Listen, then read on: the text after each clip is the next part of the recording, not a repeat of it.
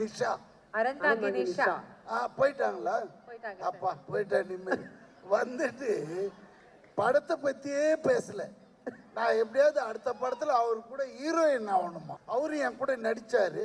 15 நாள் சும்மா வந்துட்டு போனாரு. இதெல்லாம் யாருமே கேட்கல. ஹாய் ஹலோ எல்லாருக்கும் வணக்கம் and welcome back to our channel. நம்ம நிஷா இருக்காங்கல்ல, எப்போ பார்த்தாலும் மேடையில் ஏறி விஜய் டிவி மேடை அப்படின்றவன் நினச்சிக்கிட்டாங்களோ என்னவோ தெரியல. நம்ம லெஜண்ட் சாமனா நடித்து வெளியே வந்திருக்க, வெளியே வரப்போகிற லீடை படத்துடைய இசை வெளியீட்டு விழாவில் மேடை ஏறி அவங்க என்ன பேசியிருக்காங்க அப்படின்னு சொல்லி பார்த்தீங்கன்னா, வழக்கம் போல் விஜய் டிவி மேடையில் பேசுகிற மாதிரியே நான் என் புருஷன் கூட இங்கெல்லாம் சுற்றிட்டு இருந்தேன், அது மட்டும் இல்லை நான் இங்கெல்லாம் போனோம், ஜாலியாக இருந்தோம், அது மட்டும் இல்லாமல் அடுத்த லெஜண்ட் படத்தில் அவருக்கு ஹீரோயினாக நான் தான் நடிக்கணும் அப்படின்ற மாதிரி வந்துட்டு காமெடி பண்ணிட்டு உட்காந்துருந்தாங்க. ஆக்சுவலாக ஏற்கனவே அவரை காமெடியாக பார்த்து வந்துக்கிட்டு இருக்காங்க. இப்போ மேடையில் ஏறி நீ உன் புருஷன் கூட வெளியே போனது இதெல்லாம் யாரை பற்றியா கேட்டாங்களா?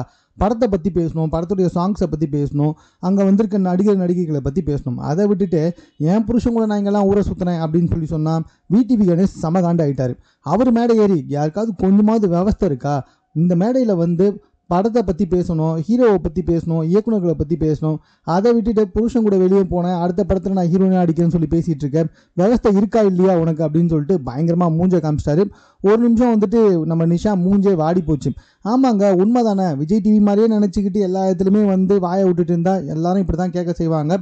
கோடிக்கணக்காக செலவு பண்ணி ஒரு இசை வெளியீட்டு நிகழ்ச்சி நடந்தால் அந்த இடத்துல வந்துட்டு நான் என் புருஷன் கூட இங்கெல்லாம் போயிட்டு இருந்தேன்னு சொன்னால் காண்டாவுமா ஆகாதா?